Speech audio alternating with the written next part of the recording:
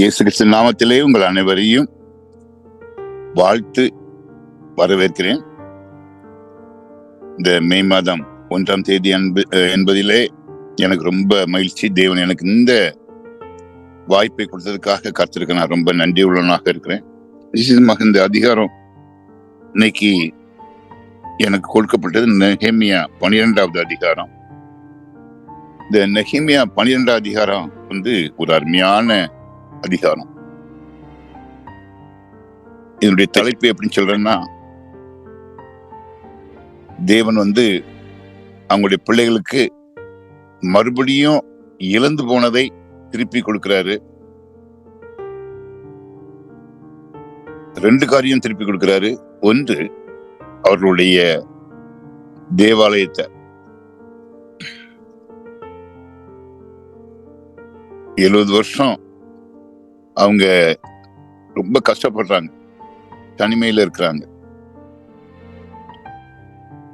அடிமையா இருக்கிறாங்க, ஊரை விட்டே வெளியே போயிட்டாங்க, அந்நியராக இருக்கிறாங்க. திரும்பி வந்தாங்க, சந்தோஷமாக எருசலேமிலே குடியிருக்கிறார்கள். ஒன்று. 2வது, அவருடைய ஆவிக்குரிய வாழ்க்கை கட்டப்பட்டது, மறுபடியும் புதுப்பிக்கப்பட்ட ஒரு ஆவிக்குரிய வாழ்க்கை. ஆம் பிரியமானவர்களே, இந்த நாளிலே யாராவது இதுல கேட்டுக்கிட்டு இருக்கிறவங்க, எனக்கு எல்லாம் தெரியும், நான் ரொம்ப பைபிள் படிச்சிருக்கிறேன், அல்லது என்னாலதான் முடியும் இந்த வேலையை, வேற யாரும் செய்ய முடியாதுன்னு ஒருவேளை நம்ம ஒரு கர்வம் கொண்டு இருந்தோம்னா, ஆண்டவர் நம்மளை நொறுக்கணும்னு ஆசைப்படுறாரு. இன்னைக்கு இந்த வேலையில பாருங்க, நெகேமியா, எஸ்ரா 2 பேருடைய கூட்டு முயற்சி இந்த ஊழியத்துல மிகுபடுத்தி காணப்படுகிறது. 2 பேரும் தேவனால் உபயோகப்படுத்தப்பட்ட கருவிகள். எஸ்ரா தேவனுடைய ஆசாரியன், வேதத்தை கற்றறிந்தவன். நெகேமியா செயல் வீரன், ஒரு சொன்ன அந்த செயலை அழகாக முடிப்பான். அது மட்டும் இல்ல, எல்லா கண்களிலும் தயவு பெற்றவன். அந்த ஊர்ல ராஜா தான் அவங்களை அடிமையா வச்சிருக்காங்க. அந்த ராஜா வீட்டிலேயே ராஜா கிட்டே போய் பணம் வாங்கி தன்னுடைய சொந்த தேசத்துல அவன் கோட்டையை கட்டுறான்னா, அந்த எந்த அளவுக்கு அவனுக்கு தாழ்மையினுடைய சுபாவம் இருக்கும். செயல் வீரன் எஸ்ரா தேவனுடைய சமூகத்தில் காத்திருந்து வேத வாக்கியங்களை கற்றறிந்து அதை மற்றவர்களுக்கு மணிக்கணக்கிலே போதிக்கிற ஒரு அருமையான தேவ மனிதன். அவங்களுடைய வாழ்க்கையை பற்றி நான் சொல்லணும்னா எத்தனையோ மணி நேரம் பேசலாம், அது வேண்டாம். இந்த 12ஆம் அதிகாரத்தில் நுழைஞ்சோம்னா நீங்க பாத்தீங்கன்னா வெறும் பெயர்களா இருக்கும். சாதாரணமாக நீங்க பார்த்த உடனே என்னடா இது ஒரே பெயரா இருக்குது அப்படின்னு நீங்க பார்ப்பீங்க. ஒரு பேர் இதுல போய் என்ன கற்றுக்கொள்ள முடியும்? நான் முதல்ல அப்படிதான் கொஞ்சம் யோசிச்சு, என்னோட எதை கற்றுக் கொடுக்கறதுக்கு என்ன பாயிண்டே இல்லையே அப்படின்னு நினைச்சேன். ஆனா திருப்பி திருப்பி திருப்பி திருப்பி படிக்கும்போது அது உள்ள எவ்வளவு ஒரு தங்க சுரங்கத்துல உள்ள போக உள்ள இருந்து எவ்வளவு தங்கங்கள் கிடைக்குமோ, அதே போல இந்த வசனங்கள்ல தங்கத்தை நான் பார்த்தேன். ப்ரிப்பேர் பண்ணிட்டு இருக்கிறேன். இருந்தாலும் இன்னைக்கு காலையில ஏர்லி மார்னிங் ஆண்டவரே அந்த 3 to 4 மணி வரைக்கும் அழகா அந்த வசனங்கள் மூலமாக என்னைய பதப்படுத்தினார், பலப்படுத்தினார். எனக்கு புதிய உற்சாகமான ஆவியை இந்த மாசத்துல எனக்கு கொடுத்தாரு. கடந்து போனதெல்லாம் மறந்துட்டு, போன மாசம் ஏப்ரல் 30ஆம் தேதி உள்ள நிகழ்ச்சிகள் எல்லாம் மறந்துட்டு, புதுசா நாம் என்ன பண்ணணும்ங்கிற ஒரு ஸ்டெப் இந்த 12ஆம் அதிகாரத்துல ஆண்டு கொடுத்தார். இதுல 7 வசனங்கள் ரொம்ப ரொம்ப முக்கியம். இன்னைக்கு நான் சூஸ் பண்ணதில்ல, எல்லாமே முக்கியமா தான் இருக்கு, ரொம்ப அழகா இருக்குது. அதுல 7 வசனங்களை உங்களுக்கு முன்பாக நான் இந்த கால வேளையிலே எனக்கு கிடைத்த நேரத்துல சொல்லிட்டு நான் கலந்து செல்ல ஆசைப்படுகின்றேன். அது முதலாவது 23வது வசனம். லேவி புத்திரராகிய பிதா வம்சத்தார்களின் தலைவர்கள் எலியாபின் குமாரனாகிய யோகனானின் நாட்கள் மட்டும் 4ஆம் புத்தகத்தில் எழுதப்பட்டார்கள். நம்பர் 1, நாளாகம புத்தகம்னா என்ன அர்த்தம்னா சரித்திர புத்தகம். சரித்திரத்திலே ஒரு சில பெயர்கள் எழுதப்பட்டது. ஆண்டவர் நம்ம காரியங்கள் எல்லாம் ரெக்கார்ட் பண்றாரு. நமக்கென்று ஜீவ புத்தகம் வைக்கப்பட்டிருக்கிறது. நீங்க நன்மையானாலும் தீமையானாலும் தேவன் கொண்டு வருவார்னு பிரசங்கி நல்லது, ரொம்ப நல்லது, பெஸ்ட். நிறைய பரிசுத்தவான்கள்லாம் டைரி யூஸ் பண்றாங்க. நான் ஒரு அருமையான தேவமனிதனுடைய சரித்திரத்தை ஆராய்ச்சி பண்ணிட்டு இருக்கிறேன். அந்த ஆராய்ச்சி பண்ணிட்டு இருக்க அந்த தேவமனிதனுடைய வாழ்க்கையில் உள்ள டைரி எல்லாம் நான் புரட்டி புரட்டி புரட்டி புரட்டி பார்த்துக்கிட்டு இருக்கிறேன். ஒரு டைரி எல்லாம் நிறைய டைரி. அவர் ஏறக்குறைய 200 வருடங்களுக்கு முன்பாக வாழ்ந்தவர். அவருடைய ஸ்பிரிச்சுவல் லைஃப் சோ ஹை. போன வாரம் அவர் டைரியில ஒண்ணு படிச்சேன். ரொம்ப ஷாக் ஆயிட்டேன். நான் சொல்றது மெஞ்ஞானபுரம் தாமஸ் ஐயர்வால். நம்முடைய பிறந்த ஊர்ல ஒரு பெரிய சர்ச் இருக்கு. அதை கட்டிய இந்த அருமையான ஐயா. அவங்களுடைய புத்தகத்தை நான் ஆராய்ச்சி பண்றேன். கடந்த நாட்கள்ல ஒரு சின்ன குட்டி புத்தகம் ஆங்கிலத்தின் தமிழ்ல வெளியிட்டு, அந்த புத்தகம் நிறைய பேருக்கு பயனுள்ளதா இருக்கு. இந்த ஊரார் வீட்டுல எல்லார் வீட்லயுமே இருக்கும் ஏறக்குறைய அந்த மாதிரி.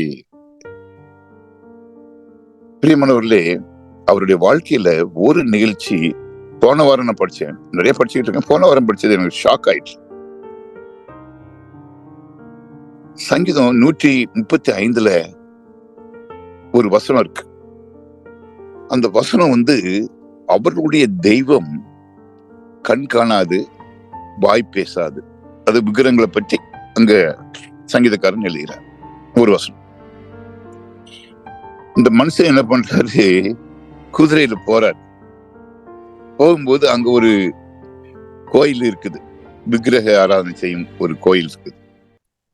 இந்த கோயில்கிட்ட குதிரை நிப்பாட்டிட்டு தைரியமாக உள்ள போற. உள்ள நிறைய பேர் உட்கார்ந்து இருக்காங்க. ஒரு பூநூல் போட்டவரும் உட்கார்ந்துட்டு இருக்காரு. இவர் என்ன சொல்றாரு, வேகமாக பைபிள் திறந்து படிக்கிறார். அந்த வசனத்தை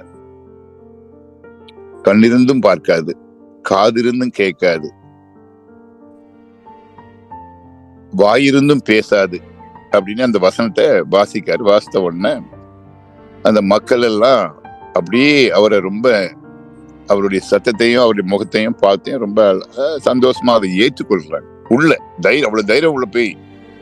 அப்போ அந்த பூநூல்காரன் போட்டவன் சொல்றான், கால் இருந்தும் நடக்காது அப்படின்னு அவன் சொல்றான். பூநூல் போட்டவன். ஏன்னா பைபிள்ல அந்த வசனத்தை இந்த ஒரு வார்த்தை இல்லை, கால் இருந்தும் நடக்காது நீ. அப்போ அந்த சுவிசேஷத்தை இந்த மனிதன் என்ன அழகா எழுதியிருக்காரு பாருங்க, சொல்லியிருக்காரு பாருங்க.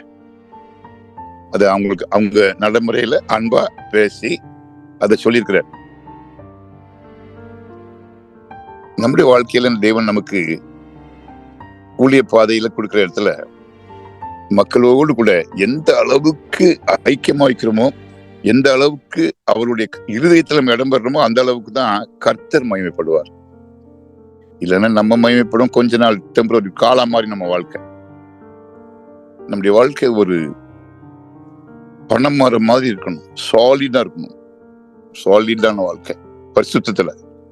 இந்த ஆள் பரிசுத்தவான்ப்பா, ஜெபம் பண்றவர்ப்பா, வேத தியானம் பண்றவர்ப்பா, வேதம் நடக்கிறவர்ப்பா, குடும்பத்தை அழகா கட்டுறவர்ப்பா, சொன்னதை செய்வர்ப்பா அப்படின்னு 4 பேர் உங்களை சொல்லக்கூடிய அளவுக்கு நம்முடைய வாழ்க்கை இருக்க வேண்டும். இந்த நெகேமியாவுடைய வாழ்க்கையை பாருங்க பிரியமானவர்களே.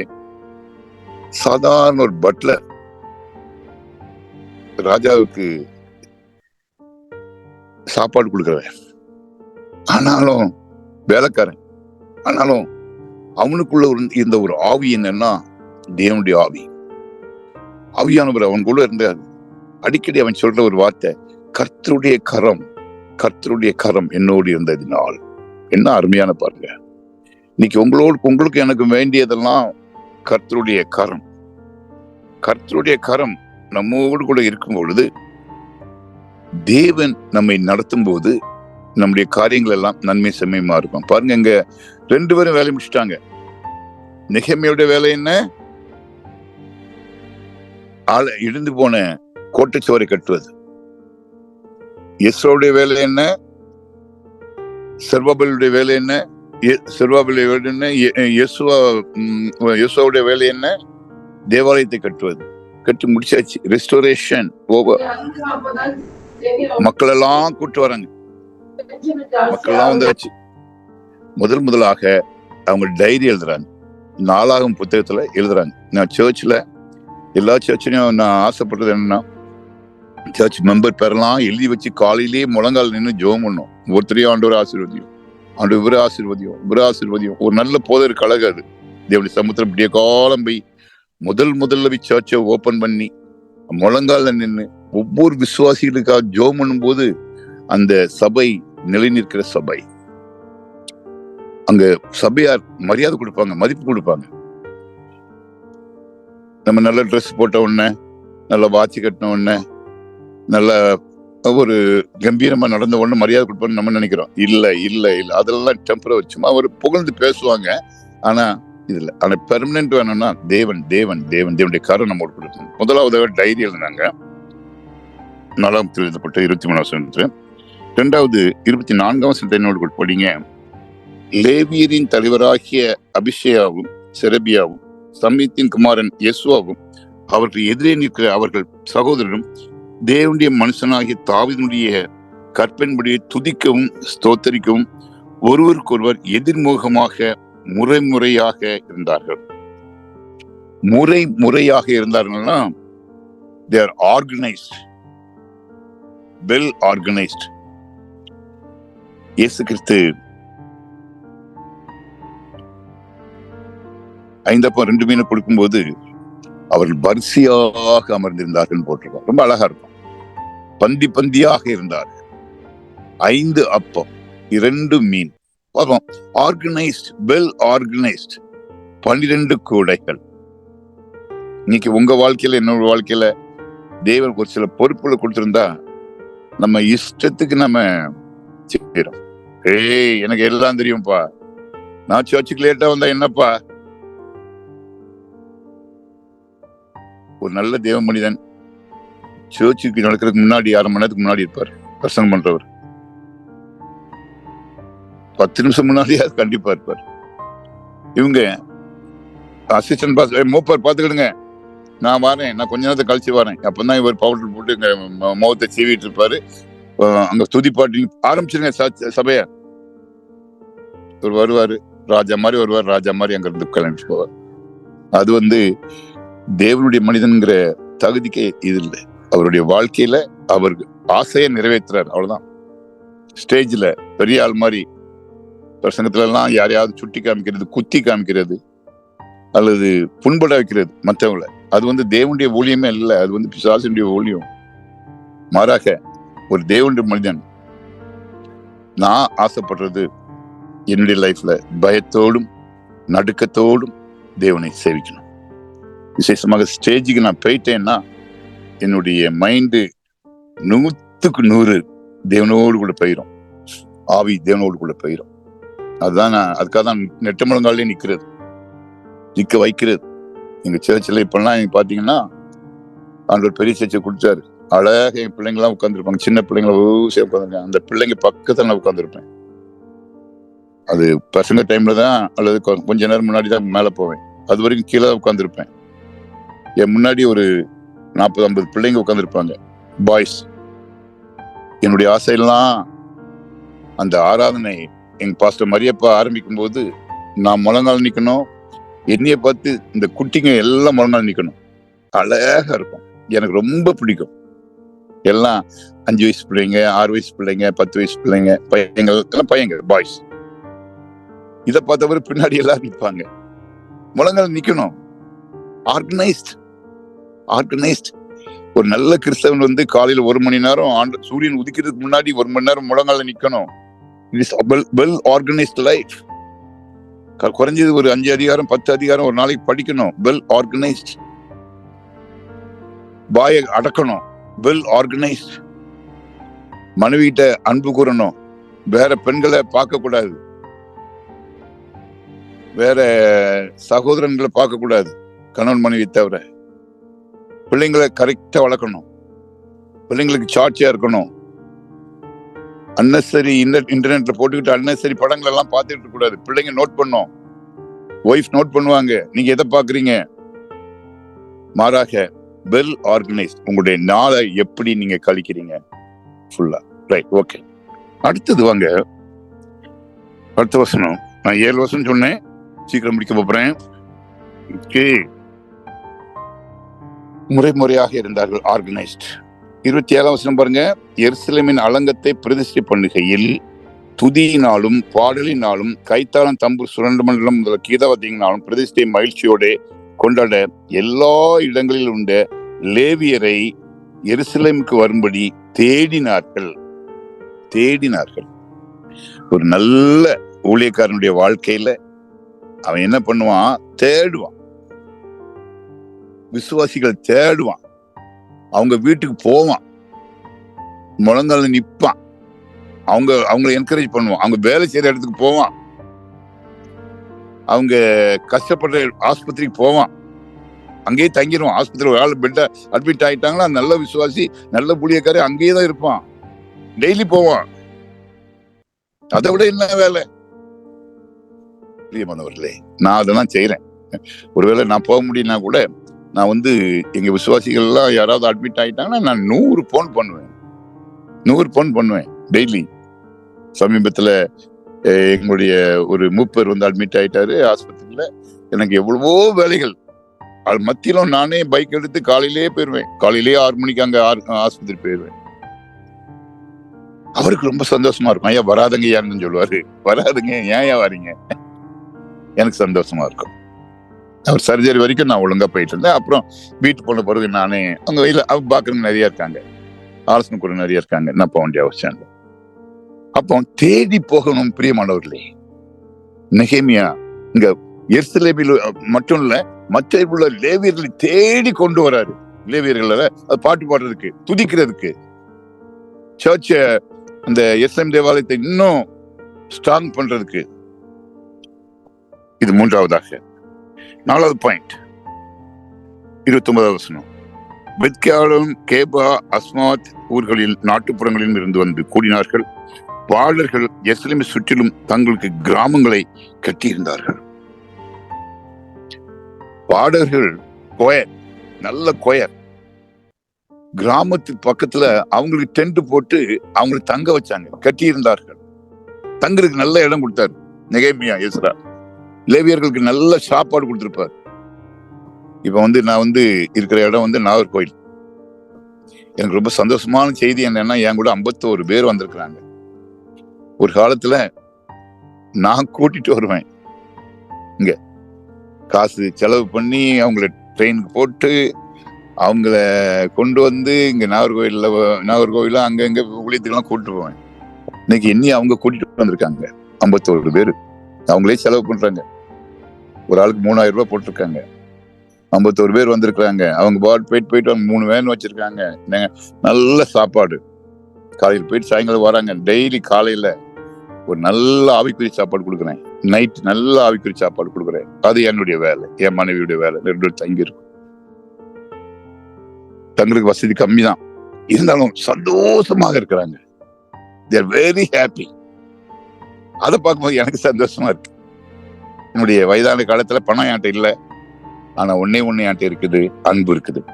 இந்த அன்பை நான் அந்த காலத்துல நான் விதைச்சேன். இன்னைக்கு இந்த வந்திருக்க 51 பேர்ல அவங்க அப்பா அம்மாவை எனக்கு நல்லா தெரியும்.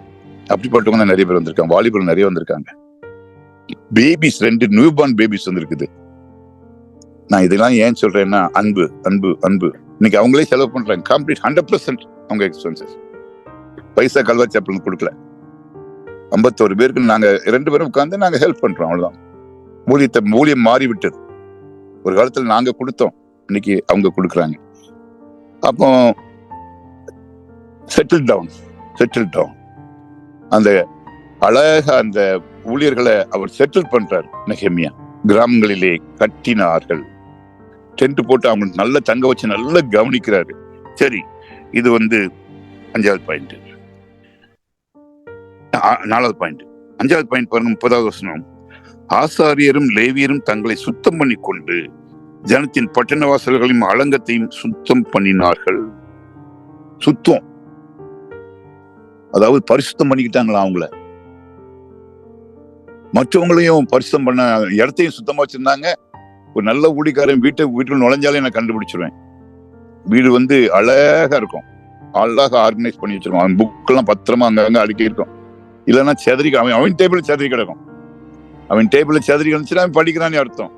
அங்கங்க அவன் டேபிள்ல அந்த மற்ற இடங்கள் எல்லாம் அழகா அடுக்கி வச்சிருப்பாங்க. சில வீட்டுக்குள்ள போயாச்சுன்னா பிள்ளைங்க பைபிள்ல கிரிக்கிட்டு இருக்கும், பைபிள்ல பட்டறிஞ்சு விளையாடும். அவ்வளவு கேர்லெஸ். அங்க பாத்தீங்கன்னா அங்க அவங்க சேர்ல ஒரு சேலை கிடக்கும், ஒரு பேண்ட் கிடக்கும், ஒரு ஜட்டி கிடக்கும். யார் நுழைஞ்ச உடனே நம்ம ஒரு லேடிஸ் நுழைஞ்சாங்கன்னா நம்மளுக்கு ரொம்ப ஃபீல் பண்ணுவாங்க. அது சுத்தம் இல்லாத ஒரு வீடு. தேவன் அங்க குடியிருக்க மாட்டார். நம்முடைய சரீரம் தான் தேவனுடைய ஆலயம்னு ரோமர் 12 படிக்கிறோம். ஜீவ பலியாக ஒப்பு கொடுக்கணும்னு, அதையும் சுத்தமா இருக்கணும். சரி, நேரம் ஆயிடுச்சு. 6வது பாயிண்ட், 36வது வசனம். சாரி, 6வது பாயிண்ட் எங்க இருக்கு? 5 பாயிண்ட் சொல்லிட்டேன்.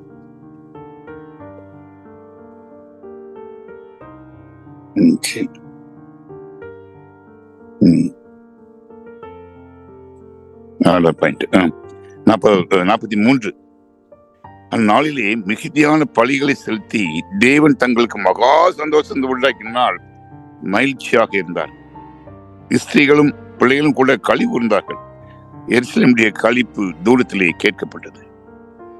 6வது பாயிண்ட், மகிழ்ச்சியாக இருந்தார்கள். Very happy. ஒரு கிறிஸ்தவன் எல்லா நேரங்களிலும் சந்தோஷமாக இருக்க கற்றுக்கொள்வான். அவனுக்கு கஷ்டம் வரும், கவலை வரும், பிரச்சனை வரும். அதன் மத்தியிலும் கர்த்தருக்குள் களி கூர்ந்து மகிழ்வான்.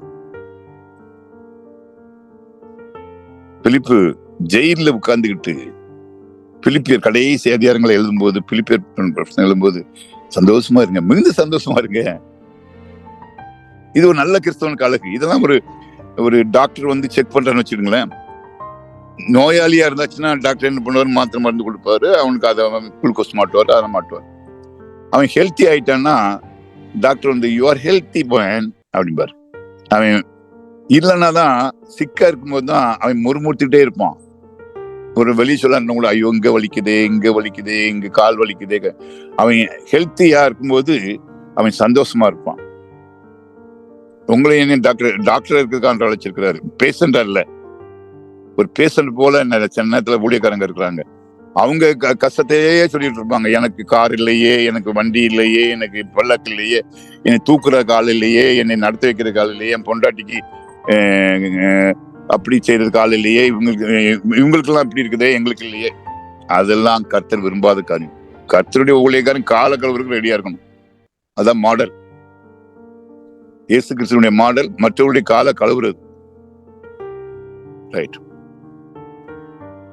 7வது பாயிண்ட், கடைசி பாயிண்ட், 47ஆம் வசனம். ரொம்ப அருமையான வசனம்.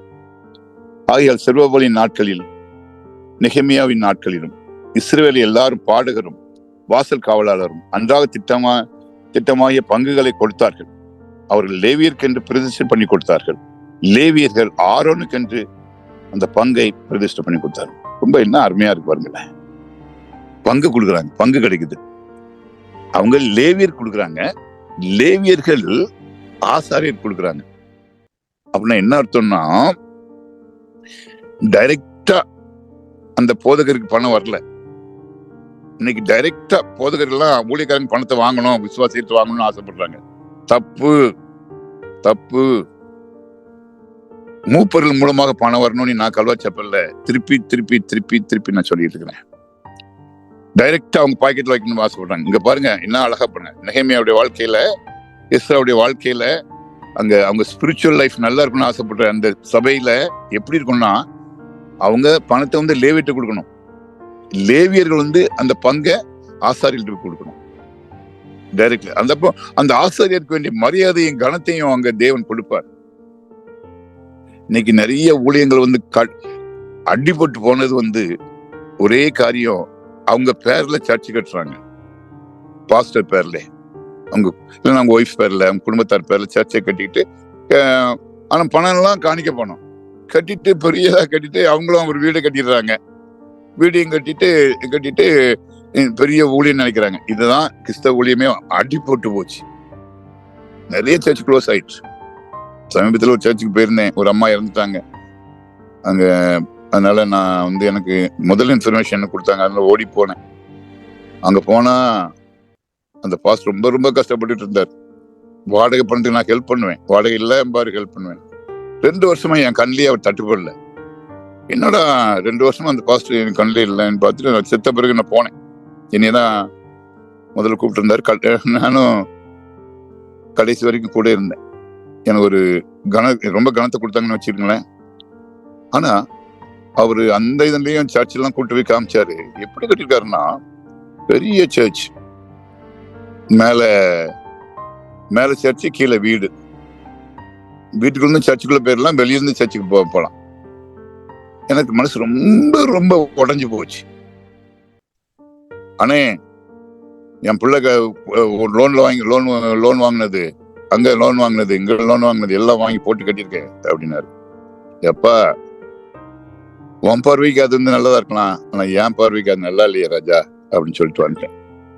பிரியமானவர்களே, இன்னைக்கு நிலைமையில விசுவாசிகளுக்கு மாதிரியாக இருக்கணும் தேவனுடைய ஊழியம் ஏன் இது இல்லை. நிறைய நேரங்களில் நான் செய்யறேன் நான் இல்ல. கடைசியாக ஒரு 3 வசனத்தை சொல்லி நான் முடிக்கிறேன். 3:16 யோவான் 3:16 பாத்தீங்கன்னா, தேவன் தன்னுடைய குமாரனாய் இயேசு விசுவாசிக்கிறவனோ அவன் கெட்டு போன வசனம் நமக்கு எல்லாரும் தெரியும், மனப்பாடம் பண்ண வசனம். நித்திய ஜீவனை அருளும்படி தேவன் இயேசு கிறிஸ்து உலகத்துல தந்தரில அன்பு கொண்டார். இந்த வசனம் நம்ம எல்லாரும் மனப்பாடமா சொல்லணும். எதுக்குன்னா, இயேசு கிறிஸ்து இந்த உலகத்துக்கு வந்தது வந்து பலியாக உங்களுக்கு என்னுடைய பாவங்களை கல்வாரியில சுமக்கிறதுக்காக வந்தார். இந்த வசனம் நமக்கு எல்லாரும் மனத்தில். 2வதாக நம்ம எல்லாரும் மனப்பாடம் பண்ண வேண்டிய ஒரு அருமையான அதே 3:16 1 கொரிந்தியர் 3:16. அந்த 1 கொரிந்தியர் 3:16 என்ன சொல்றதுன்னா, வேத வாக்கியங்கள் எல்லாம்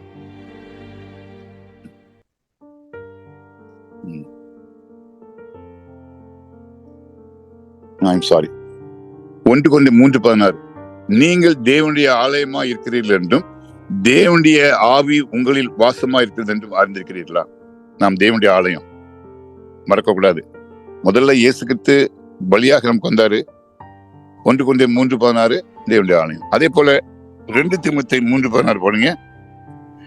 அவைகள், அதாவது தேவனுடைய வசனம், உபதேசத்துக்கும் கடிந்து கொள்ளுதலுக்கும் சீர்திருத்தலுக்கும் நீதி பிடிப்பதற்கும் பிரயோஜனம் உள்ளதாக இருக்கிறது தேவனுடைய வசனம். ஒரு மனுஷனுடைய வாழ்க்கையில இயேசு கிறிஸ்து கல்வாரிய தினம் நினைச்சான்னா, அவனுடைய சரீரத்தை தேவனுடைய ஆலயம் நினைச்சான்னா, வேதத்தை அதிகமாக பரிசுத்த ஆவியானுடைய கையெழுத்தின் வேதத்தை அவன் நினைச்சான்னா, அவன் வாழ்க்கையில வாழ்நாள் எல்லாம் இந்த மாதிரி துதிப்பாங்க. அவன் பாருங்க, முறையாக துதித்தார்கள். 2 குரூப்பா பிடிச்சிட்டாரு. லேவியரை 2 குரூப்பா பிடிச்சு 2 குரூப்பும் கொயர் அழகாக நிக்க விட்டு பாட்டு பாடி எஸ்ராவும் நகைமே பண்ணாங்க பாருங்க. அது போல நீங்களும் நான் பண்ணணுங்கிறக்காக நான் வேதத்துல எஸ்ரா புத்தகம் மணிக்கணக்குல பிரசங்கம் பண்ணணும். நீ கத்து கொடுக்க. இந்த கால வேளையில நான் வந்து இப்ப வந்து எல்லாரையும் பிரேயர் வாக் கூட்டு போறேன். 51 பேரையும் நானே மனைவியும் பிரேயர் வாக் பீச் பக்கத்திலே கூட்டு போறேன். எனக்காக நீங்க ஜெபம் பண்ணிக்கிடுங்க. கர்த்தர் உங்கள் ஒவ்வொருவரையும் இந்த மாதத்திலே செழிக்க பண்ணி பல நெகேமியாக்களையும் எஸ்ராக்களையும் உருவாக்க வேண்டும் என்பது என்னுடைய ஜெபமாக இருக்குது. நீங்க எனக்கு ரொம்ப சந்தோஷம்.